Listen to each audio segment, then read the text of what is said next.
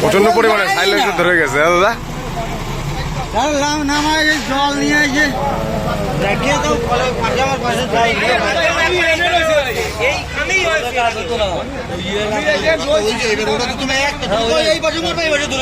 কি করবা তুমি? চারিদিক তো মালা হয়েছে, তাই তুমি জিনিসটা তাড়াতাড়ি কন্ট্রোল না কাটলে হতো না।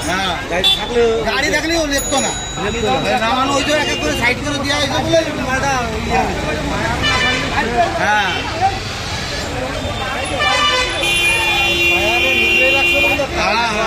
আগুন সহজে কিছু হবে না।